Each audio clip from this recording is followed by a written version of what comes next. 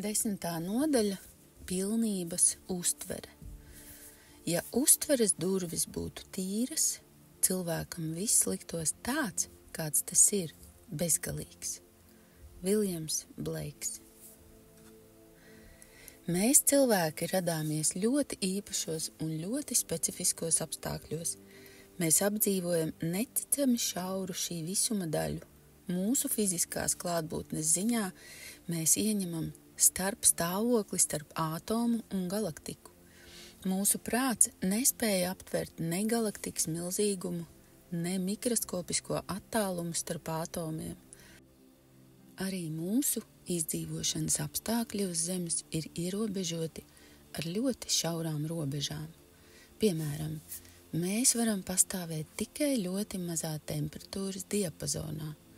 Tiklīdz mēs atveram durvis uz kosmosu, mēs nonāksim pie temperatūras, kas tuvojas absolūtai nullei. Cik augsts tas ir? Absolūtā nulle ir -273 grādi pēc Celsija. Gandrīz kā janvārī Mičigānā. Salīdziniet temperatūru kosmosā ar temperatūru Saules centrā – 50 miljoni grādi. Līdzīgi kā vasarā Dienvidfloridā. Protams, es jokoju. Arī uz Zemes ir temperatūras kontrasti no +58 līdz -89 grādi pēc Celsija, un vidējā temperatūra ir aptuveni +15 grādi pēc Celsija.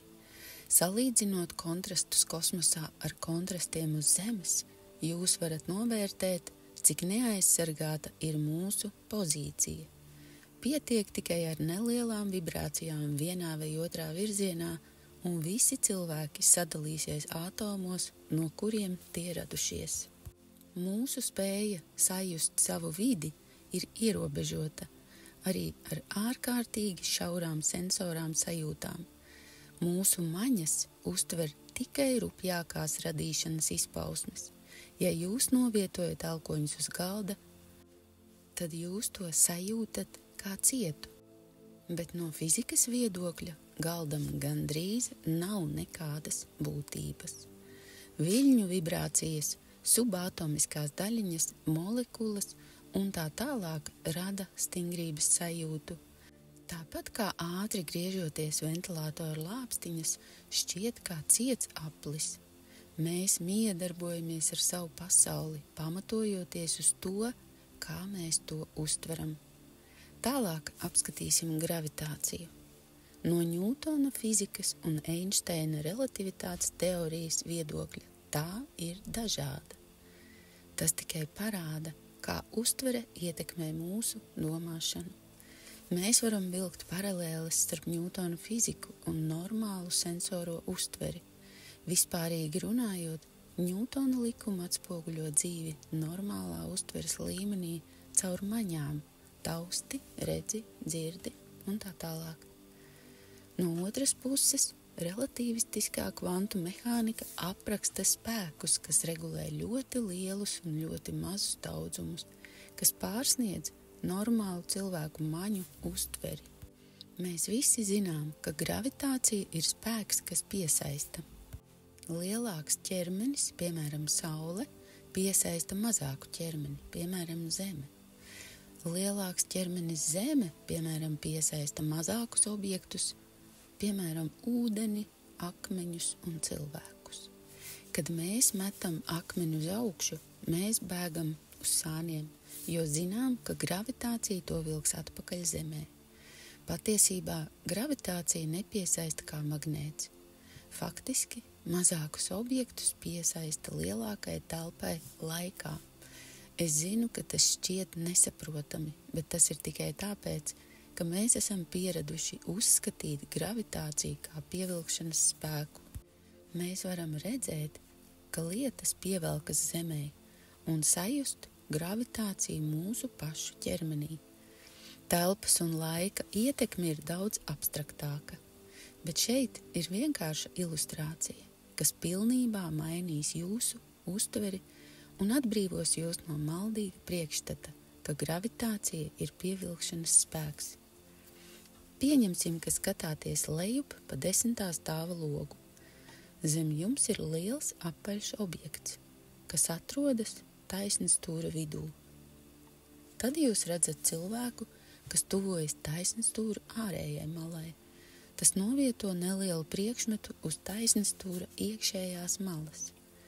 Kad viņš atbrīvo mazo objektu, tas nekavējoties tiek piesaistīts lielajam objektam taisnstūra vidū. Jūsu pirmā doma ir tāda, ka lielais apaļais priekšmets ir magnēts, un mazajam priekšmetam jābūt izgatavotam no dzelzs. Kad jūs nokāpjat ar liftu uz pirmo stāvu un izkāpjat ārā, jūs redzat, ka taisnstūrveida objekts patiesībā ir batuts. Batuta vidū ir nevis magnēts, bet parasta plastmasas bowlinga bumba.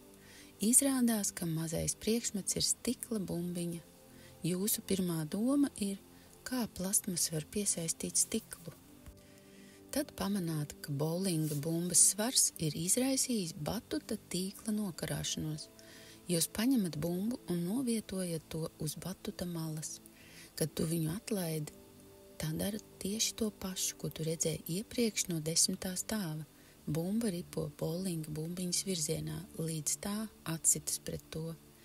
Tagad zini, ka bumba netika piesaistīta lielajai bumbiņai, bet pati no sevis ripināja tai pretī, jo batuta malas līmenis ir augstāks par lielās bumbas līmeni, kas izveidoja padziļinājumu batuta tīklā.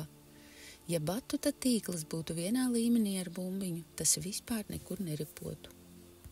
Lieli objekti, piemēram planētas, stiepjas vai izkropļo to, ko sauc par laika telpas audumu. Tāpat kā bowlinga bumba radīja ieplaku batuta audumā. Einšteins atklāja, ka gravitācija patiesībā ir stumšanas spēks, un šis atklājums kopā ar kvantu mehānikas parādīšanos radīja revolūciju fizikas jomā. Šīs perspektīvas maiņas rezultātā mēs esam piedzīvojuši tehnoloģisku revolūciju, kas ir ietekmējusi burtiski katra cilvēka dzīvi uz Zemes. Ne visi cilvēki ir cieši saistīti ar savām jūtām.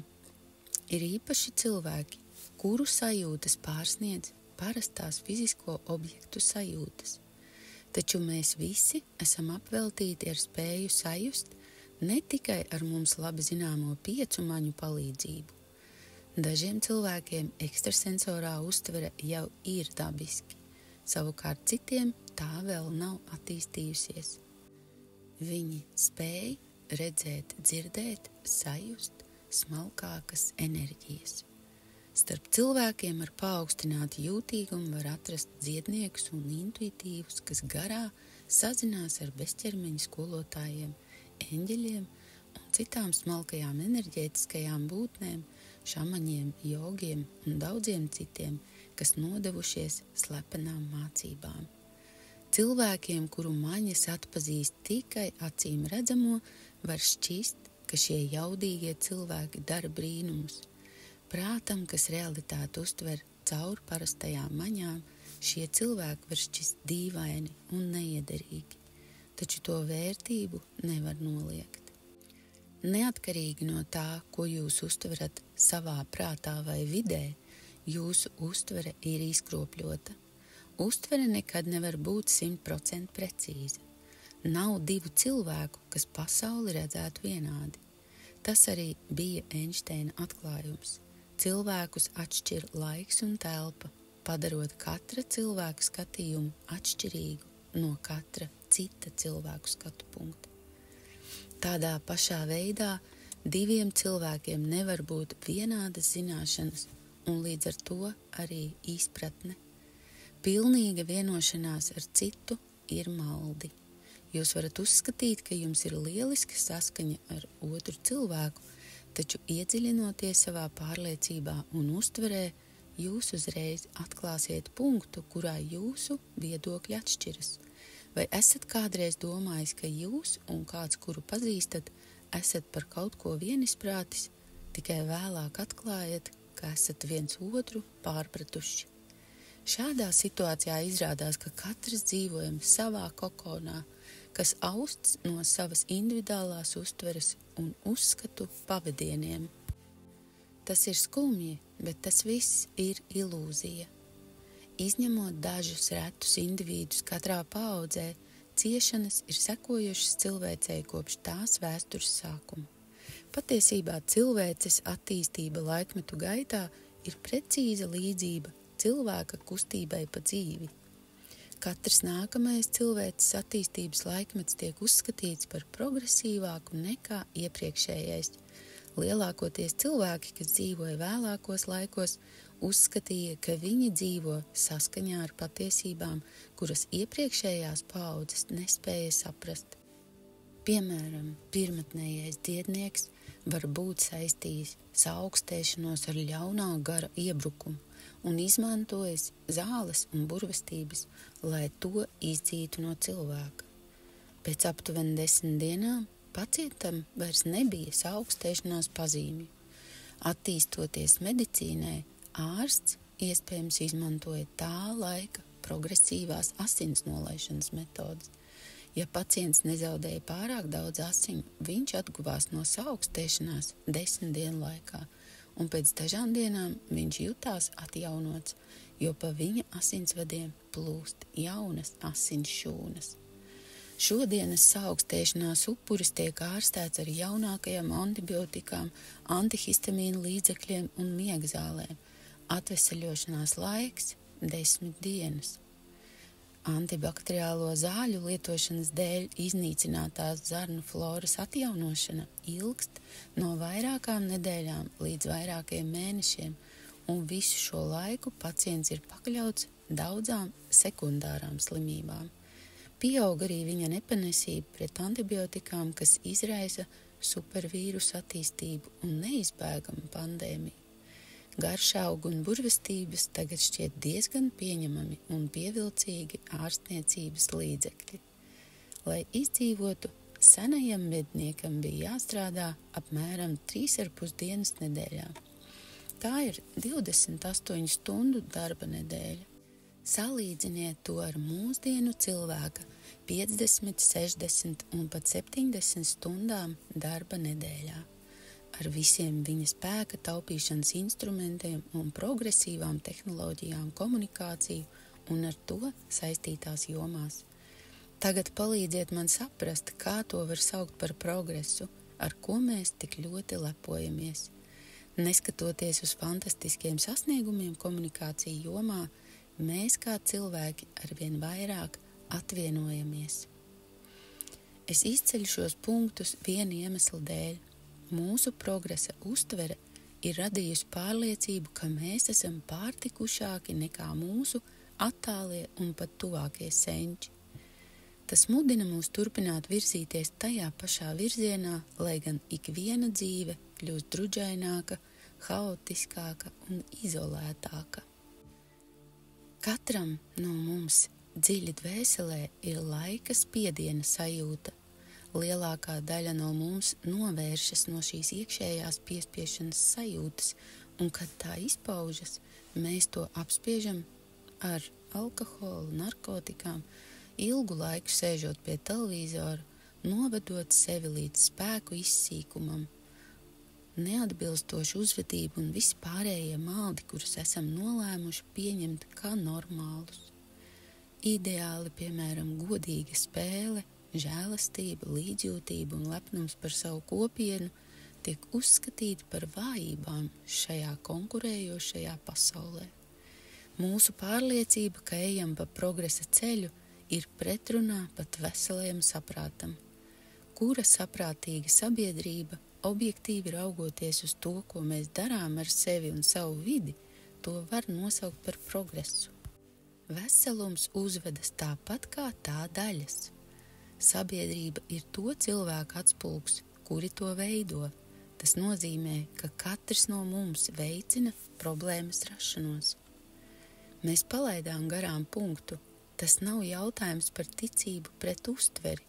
Mēs uzskatām, ka mūsu uztvere ir precīzs un patiesa atspoguļojums pasaulē, kurā mēs dzīvojam. Tā ir problēmas sakne, bet tā nemaz nav taisnība.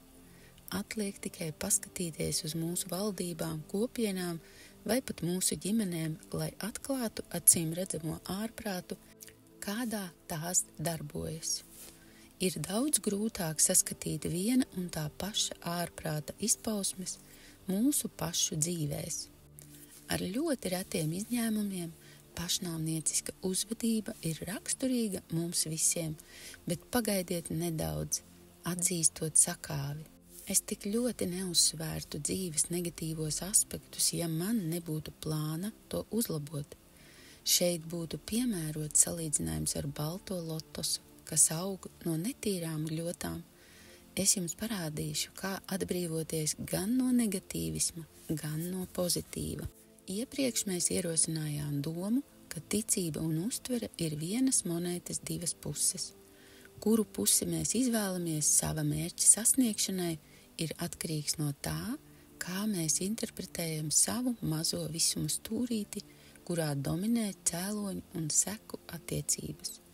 Daži uzskata, ka ticība ir viss, bet citi uzskata, ka uztvere ir viss. Galu galā tas nav īsti svarīgi, jo mums ir zināšanas, lai pārvarētu šīs prāta dūrīšu cīņas. Debatēs par to, kas ir svarīgāks, ticība vai uztvere, uzvar pēdējais. Bet jūs, uztveres ļaudis, nesteidzaties šaut petardes un dzert šampānieti. Ir par agru svinēt, vispirms ļaujiet man precizēt dažas detaļas. Ir arī cita veida uztvere, kas nav saistīta ar pārmaiņu nāves jomu. Šī ir uztvere, kas ienesīs mūsu dzīvē prieku, mīlestību un līdzjūtību. Uztvere, kas atbrīvo mūs no nāves valstības, ir pašas dzīves būtības uztvere. Tā ir eifo sajūtas pilnīgā uztvere. Ja pēdējo dienu laikā esat veicis manis ieteiktos vingrinājumus un baudījis kvantu maiņas izpratni, jums jau vajadzētu sajust smalkas izmaiņas, kas notiek jūsu dzīvē. Apskatīsim, kā tas notiek. Pirmkārt, vai laikā, kad jūs sēžat un piedzīvojat eifo sajūtu, pamanāt, kā jūsu ķermenis viegli atslābst un jūsu prāts kļūst skaidrāks un mierīgāks? Reizēm, klusi sēžot, dvēselē var rasties miera, ekstāzes vai pārsteidzoša viegluma sajūta, vai parādās neskaidras un slinkas domas, kas gandrīz čukst, lai netraucētu jūsu iekšējo mieru. Vai tās pavada sajūta, ka viss ir kārtībā, ka viss ir tāpat labi, tā kā tagad ir? Kādas izmaiņas jūs novērojat, veicot ikdienas aktivitātes? Vai esat mazāk uzbudināms, mazāk aizkaitināms vai mazāk pakļauts dusmām? Vai jūs mazāk kaitina citi autovadītāji uz ceļa vai jūtaties vairāk atpūties un spirgtāks? Vai esat pamanījuši, ka apkārtējā daba šķiet dzīvāka un sliktos laikapstākļus ir vieglāk izturēt? Jūs varat gulēt labāk, ēdiens garšo labāk, un dienas beigās varat būt mazāk noguris. Ko vēl pamanījāt? Vai sarunās ar citiem cilvēkiem esat mazāk izklaidīgs un klausāties ar patiesu interesi? Vai jūs vairs nesteidzaties uzreiz izteikt visu, ko vēlaties pateikt, un vai jums ir daudz ērtāk uzvesties dabiski? Vai jums biežāk ir pozitīvas sajūtas, piemēram, līdzjūtība vai sarunu biedru problēmu izpratne? Tās visas ir pazīmes, ka jūs virzāties ārpus savas cēloņu un seku pasaules un apzināties eifo sajūtu. Jums nekas nebija jādara, lai šīs izmaiņas notiktu. Tās notika bez piepūles, vienkārši tāpēc, ka jūs apzināties eifo sajūtu. Pilnīgi nekas cits nav vajadzīgs.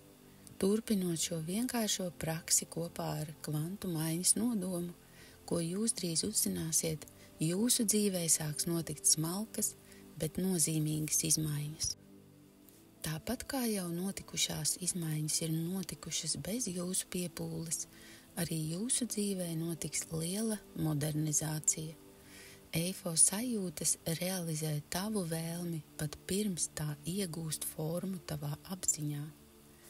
Rezultāts būs iekšēja pārliecība un svētlaimes sajūta, kas rodas, apzinoties, ka viss jau ir ideāls tieši tā, kā tas ir.